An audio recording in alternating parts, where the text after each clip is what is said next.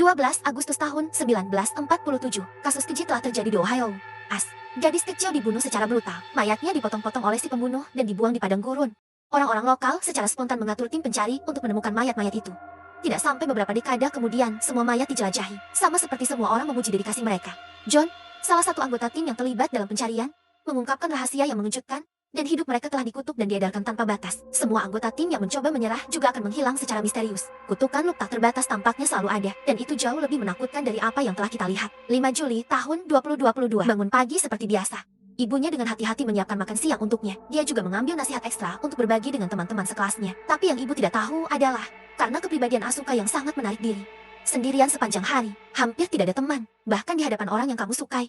Kamu tidak berani berbicara. Sudah siang waktu sekolah. Siswa berkumpul dalam kelompok 3-5 untuk makan bersama. Asuka datang ke auditorium dengan makan siang. Dia datang ke sini setiap hari untuk makan. Tangan berdarah yang tak terhitung jumlahnya tiba-tiba terentang dari sumur kering di depannya. Dan dengan gigi dan cakar, ini terlihat kemana perginya benda ini? Tetapi ketika dia melihatnya lagi, tidak ada yang terjadi. Asuka datang ke sumur dengan rasa ingin tahu. Di dalamnya tidak berdasar dan gelap gulita. Sepertinya ada sesuatu yang menatap Asuka di dasar sumur yang gelap. Minuex yang berpikir bahwa adegan barusan adalah halusinasi dan tidak mengingatnya. Pustakawan di belakang auditorium sedang mengubur kantong plastik hitam di tanah. Bulan terang yang kebetulan lewat. Xiang melihat keduanya saling memandang dan tidak berbicara. Lalu tiba-tiba hembusan angin bertiup. Pot bunga di atas meja jatuh ke tanah dengan teduh. Ketika guru melihatnya, dia segera menghentikan apa yang dia lakukan dan berbalik pergi. Seorang gadis tiba-tiba muncul di belakangnya.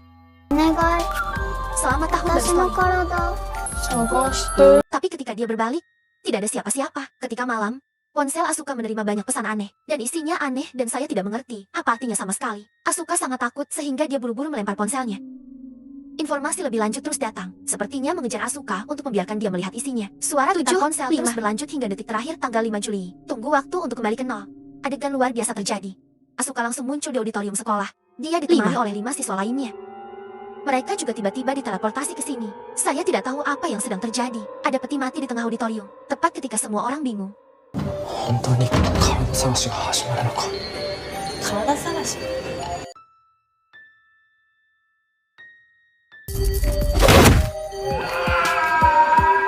Beberapa orang lain mendengar jeritan dan bergegas. Sekarang anak itu telah dipotong menjadi 2. Monitor langsung berpikir untuk menelepon polisi.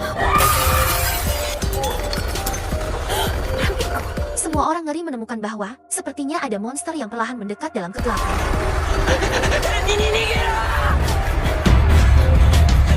Sisanya bergegas ke gerbang sekolah dan ingin pergi. Tapi pintu sekolah sudah terkunci dan tidak bisa dibuka. Beberapa orang buru-buru berlari ke gedung pengajaran untuk menghindari. Mereka sembunyi.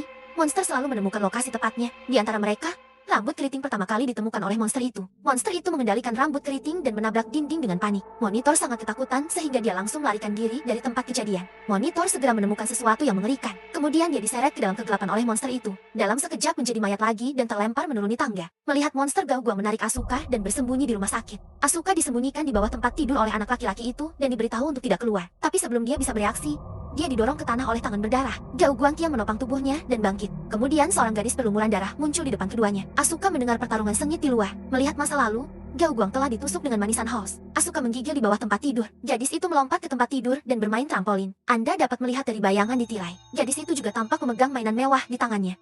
Tiba-tiba tidak ada gerakan di tempat tidur. Tidak ada gadis di sekitar. Ketika besok diragukan,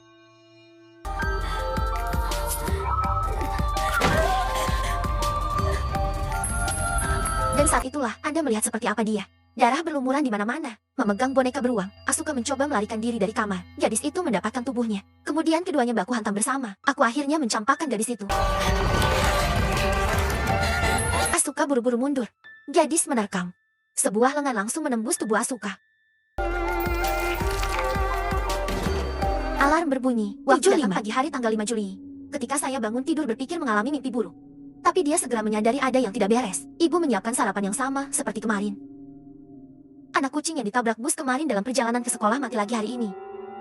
Semua yang terjadi kemarin di kelas terulang kembali. Ini adalah sorotan bergegas ke rambut keriting dengan gugup.